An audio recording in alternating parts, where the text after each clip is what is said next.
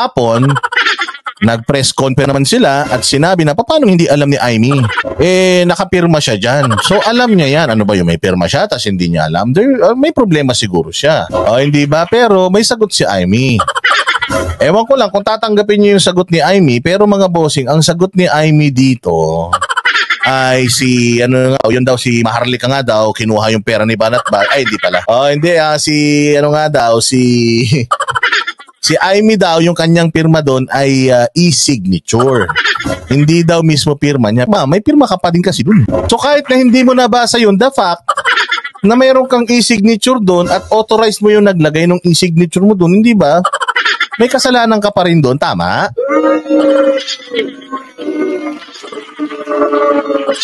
Hindi, ito question lang question. Halimbawa, yung dyan sa sugar regulatory dati, di ba? Yung sa sugar regulatory noon na meron daw pumirma para kay PBBM. Parang ang sinasabi nga natin noon is yung PBBM, meron ka pa rin kasalanan yan because again, authorized mo yung pumirma dyan. Therefore, command and responsibility, meron kang responsibilidad sa pagkakamali niyan. Sabi nga, however, nakalagay pirma niya, nakapirma na siya. Hindi, para sa akin, gano'n namin. Some people are saying na hindi niya naman personal na nabasa, but again, itong e-signature na to is your signature. Alam siya, wet signature. So it is an electronic signature, but your signature there is or means you are confirming or you are agreeing doon sa kontrata. Sa akin kasi yun ang sagot niya Pakinggan natin yung kanyang sagot doon sa sinasabi ng Congress. Sabi ko nga sa inyo dito, pag si Aimee tama, sabihin natin tama. Pag nakikita natin si Aimee medyo mali, sabihin natin mali. Yung mga Congress madalas mali, pero pag may tama, sasabihin din natin. Ganoon lang talaga buhay. Hindi tayo katulad dito ng mga jutang ginimes na putya lahat na lang ng nakikita mali. Hindi tayo dilawan. Galawang dilaw. Mga bossing yung mga ganyan. So dito sa channel natin, masaya dito kasi may burautan dito. At the same time, may bigayan ng komentaryo. Merong paghahatid nitong mga balita ng mga mainstream media. And at the same time, naghahanap din tayo ng mga magagandang ibabalita natin para hindi naman laging bad news. Kasi dalawang klase ang news. Isang bad news, isang good news. So kailangan pag may bad news tayo, hanap din tayo ng good news. Pero kung wala talaga, wala tayong magagawa. Magic, makakaloka. Paggaling sila sa pirmahan. Ang nangyari, kinukuha yung mga e-signature namin lagi. Tapos, pipirmahan na, bibigay namin yung e-signature, tiwala naman kami na talaga naman gagawin nila. Ngunit, hindi ko na maakalain. May mga sangkatutak. Ay ma'am, hindi pwede. Hindi pwede na ipamimigay mo yung e-signature mo for them to use sa convenience nila. Hala, si Aimee, ano ba naman yan? Ang ganda-ganda na nung argumento mo kahapon. Napakaganda na nung argumento mo. Na binabanatan mo sila. Nung nabisto naman ka, ang sinasabi mo ngayon, kinukuha kasi nila yung pirma ko. Tapos, nilalagay nila sa mga kontrata nila. Ba't mo binigay? Pirma mo yun. Ba't mo ibinibigay? Narinig nyo naman, di ba, na kinukuha daw yung kanilang mga pirma. Paano yun? Medyo malabo yun, Ma'am Aimee, ha? Sige, tuloy natin. House insertion, kinabit-kabit lang yung mga e-signature namin. Di naman namin alam dahil, eto nga, sabi nila, house insertion, huwag kayong makikialam. Ibig sabihin, Aimee, binigay mo yung pirma mo sa kanila. Sinong tanga? Sinong tanga ang magbibigay ng... Garski, pakibigay email mo nga sa akin yung e-signature mo. Kailangan ko lang. Senador ka? Senador ka? Hindi ka naman nagunggong na senador. Ang tagal mo ng senador. Tapos pinamimigay mo yung e-signature mo. Ang labo. Sobrang labo. Sabi nga ni Gar, ito talagang pinakamaganda. O dapat daw kasi, pagka gumamit ka ng e-signature, dapat meron siyang OTP. Yung tinitext sa'yo yung code. Ay na billion, budget ang pinag-uusapan. Budget. Pera ang pinag-uusapan. Putya, e-signature. Paano nakalusot to sa inyong lahat? Akala ko ba ang tatalino nyo? Pucha naman no. Sabi nga ni Cheryl, yes, true. Kung totoo sabi mo, Aimee, na hindi mo inauthorize yung paglalagay ng pirma mo dyan pero may pirma mo, heads must roll. I-demanda mo ng forgery. Kung sino yung sa tingin mo naglagay ng pirma mo dyan na hindi mo i-ice. Pero pag di mo ginawa yan, Aimee, talk shit yan. Okay na okay na kahapon sabi ko nga sa iyo okay na yung ginagawa mo Tapos nagbitaw ka ng ganito. Ay, nako. Kaya yung AKAP na signature namin, nagulat rin kami ni JB at ni Senator Bato. Tapos, pati yung... Antakin mo, hindi lang pirma mo, pirma ni JB at saka ni Bato. Malaking issue yan. Puta, may nagnanakaw ng pirma nyo. So yan ang pinakamalaking issue, hindi lang yung pirma ng ng PI. Pucha, ganito tayo niloloko ng mga congressman natin.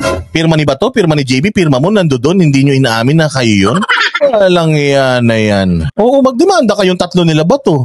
Ano pang ginagawa nyo dyan? O kaya, mag-Senate inquiry kayo tungkol dun sa pamimeke ng pirma nyo kasi considered as pamimeke pirma yan kasi hindi mo ino-authorize, ina-acknowledge yan eh. So, pamimeke yan. Ang tanong, ma'am, yan bang papel na yan, bumagsak yan sa opisina mo? Kasi may i-receive kayo dyan. Pag bumagsak yung papel na yan, may nire-receive kayo eh. Kung yan, bumagsak sa opisina mo, tapos nakita mo yung picture mo doon, tapos noon hindi mo kinontes, madam, may problema ka malaki. O sabi nga ni RB Place nakakatawa naman yun. Ibinigay mo yung pirma, pero nagulat ka na nagamit yung pirma mo. Pasensya na sa putol-putol. Ganun talaga. Gusto nyo i-end na natin to.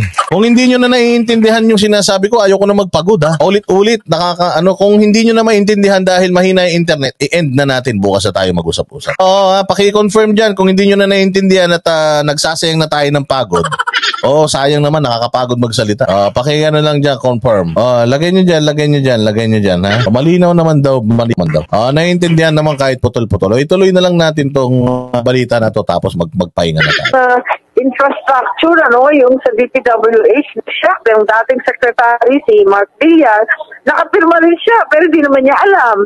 Tapos yung unprogrammed, siyang katutak na unprogrammed din, ang daming insertion. Sinasabing nakapirma kami kasi talagang e-signature, sila lang nagkakabit, binabakbakan ako, ang dami ko ng kaaway. Oo.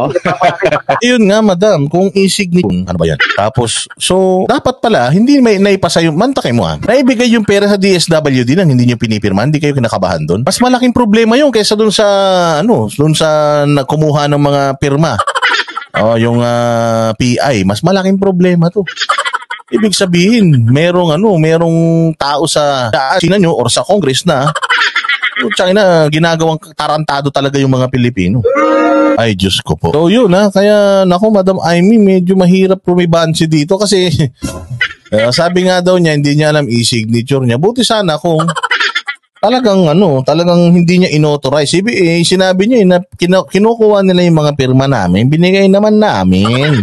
Yung pala gagamitin nila, natural, gagamitin, kaya nga nila kinuha dahil gagamitin yan. Diba? Hindi naman yan, hindi naman nila yung kukunin kung hindi nila gagamitin. Paagulo nyo talaga. Sayang, I mean. Sayang. Di bistado kasi doon kahit paano itong mga congressman sumusuntok nila eh. May pirma Ayan tingnan nyo. Sino yung pumirma? Siya. Nandiyan kami na Nagpirma kami, kitang-kita namin pare-parehas yung mga sarili namin. Nandiyan sila. Ayan. So may pirma. Anong sinasabi niya na wala? Sabi niya walang pirma. Tayo dyan. Patay tayo dyan. Ay, nako. Ewan ko kung sinong paniniwalaan ko sa inyo. Kung totoo ba yan, sabi ko nga sa inyo, baka itong ginagawa nyong hearing na to, baka naman memya, muro-muro lang yan. Baka naman pinaasa nyo lang kami na kunyari ang Senado, hinaharang ang Chacha, yung pala putya, kunyari lang may hearing para hinaharang, pero putya, tapos na pala yan, done deal na pala yan. Sabi nga ni Lorelie Aglimor, tama nga naman, ito yung pinakamagandang logic binigay mo yung ATM mo, binigay mo yung PIN code mo, tapos hindi niya kukuhanan ng pera yung ATM mo. Abay, magaling. Kasi baka mamaya yung nangyari lang, nilalabanan nila yung PI na yan, pero baka pinapalabas lang nila sa tao na kunyari, pinaghirapan niya, nagaway-away tungkol dyan, tapos biglang boom, pasado ang Chacha. Boom, ito yung mga papalitan, hindi lang economic provisions, lahat pinalitan. Patay tayo pag ganyan, di ba? Nako, Diyos ko po, ewan ko ba.